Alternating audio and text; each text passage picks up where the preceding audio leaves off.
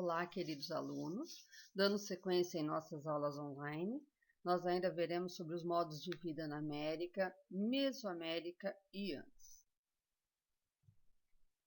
Então, aqui vão as instruções para vocês assistirem esse vídeo atentamente, acompanhar com o livro didático a página 56, do texto Os Modos de Vida na América, Mesoamérica e antes. Depois de assistir ao videoaula, baseado no texto da página 56, vocês irão escrever no caderno de vocês as partes que estão em negrito e o seu significado. Centros cerimoniais, hierarquia social e governo teocrático. Vocês escrevem e o significado deles abaixo, conforme está no livro na página 56. E na próxima aula será solicitada mais atividades sobre esse mesmo período. Fotografem as tarefas e enviem sempre com identificação, como nome, número, série, matéria, professor. Então vamos lá, vamos tratar um pouquinho sobre essa civilização pré-colombiana. Pré-colombiana porque é antes de Colombo descobrir a América, então é pré-colombiana. Modos de vida na América, Mesoamérica e antes. Grande parte dos historiadores acredita que as mais antigas cidades da América formaram-se em torno de grandes centros cerimoniais, nas regiões da Mesoamérica e dos Andes.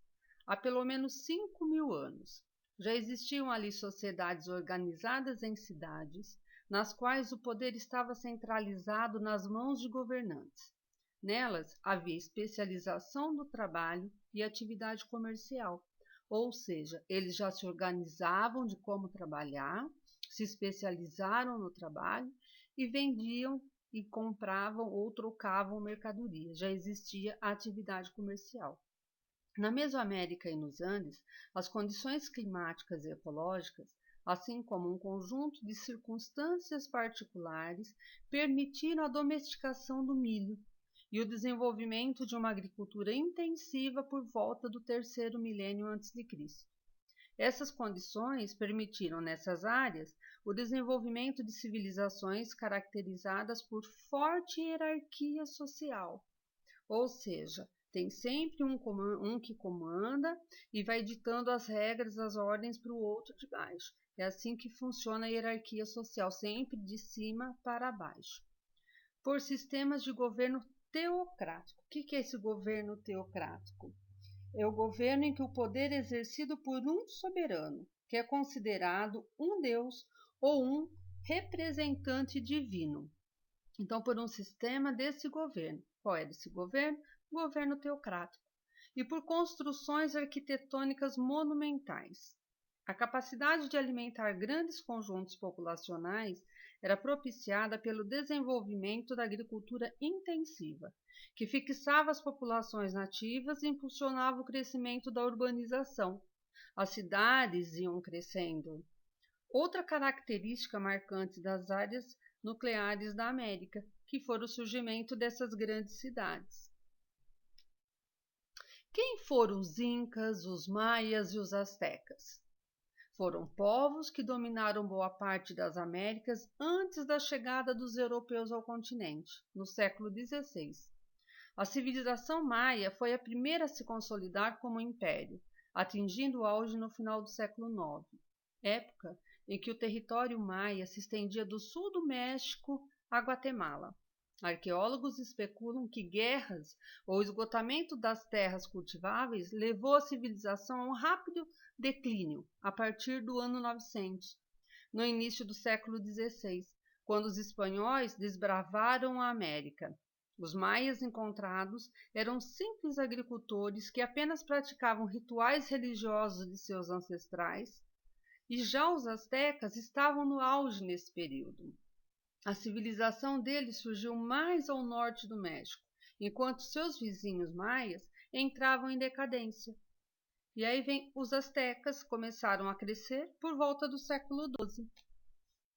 Formando alianças com estados vizinhos, montaram um grande império que ainda estava se expandindo quando ocorreu o contato com os espanhóis, em 1519.